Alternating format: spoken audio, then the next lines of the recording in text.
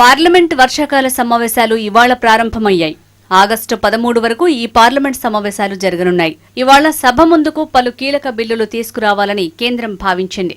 వందే మాతరం గేయాన్ని అవమానించడాన్ని నేరంగా పరిగణించి 3 ఏళ్ల వరకు శిక్ష విధించేందుకు ఉద్దేశించిన బిల్లును రాజ్యసభలో ప్రవేశపెట్టాలని, అలాగే సుప్రీంకోర్టు న్యాయమూర్తుల సంఖ్యను 34 నుంచి 38కి పెంచుతూ జారీ చేసిన ఆర్డినెన్స్ స్థానంలో బిల్లును లోక్సభలో ప్రవేశపెట్టాలని కేంద్రం భావించింది.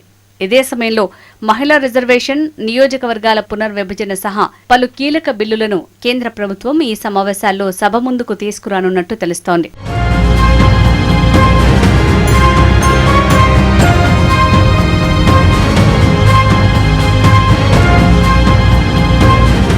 పార్లమెంట్ సమావేశాలకు ముందే అధికార విపక్ష నేతల మధ్య మాటల యుద్ధం మొదలైంది.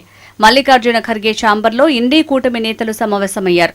పార్లమెంట్లో అనుసరించాల్సిన వ్యూహాలపై చర్చించారు. మరోవైపు ప్రధాని మోడీ విపక్షాలకు విజ్ఞప్తి చేశారు. ఈ వర్షాకాల సమావేశాలు సజావుగా జరగాలని కోరుతున్నా, అందరం కలిసి దేశాన్ని ముందుకు తీసుకువెళ్లాలని కోరారు.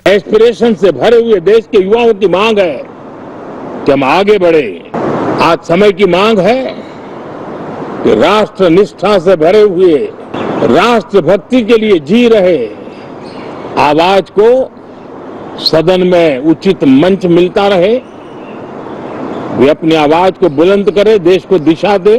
వర్షాకాల పార్లమెంట్ సమావేశాలు వాడివేడిగా మొదలయ్యాయి. ప్రారంభమైన కాసేపటికే విపక్షాల ఆందోళనతో గందరగోళం ఏర్పడింది.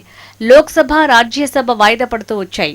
రాజ్యసభ మధ్యాహ్నానికి ముందే రేపటికి వాయిదా పడగా, లోక్సభ మధ్యాహ్నం తర్వాత రేపటికి వాయిదా వేస్తూ నిర్ణయం తీసుకున్నారు. మరోవైపు ఢిల్లీలో చెలో పార్లమెంట్ సీజేపీ పేరుతో చేపట్టిన నిరసనల సందర్భంగా భారీ స్థాయిలో ఆందోళనలు జరిగాయి. ఈ నిరసనల్లో భాగంగానే నిరసనకారులు పార్లమెంటు ముట్టడికి ప్రయత్నించడం, రోడ్డుపై కాక్రోచ్లతో వినూత్న నిరసనలు తెలపడంతో తీవ్ర ఉద్రిక్తత, భారీ భద్రత నడుమ హైటెన్షన్ వాతావరణం నెలకొంది.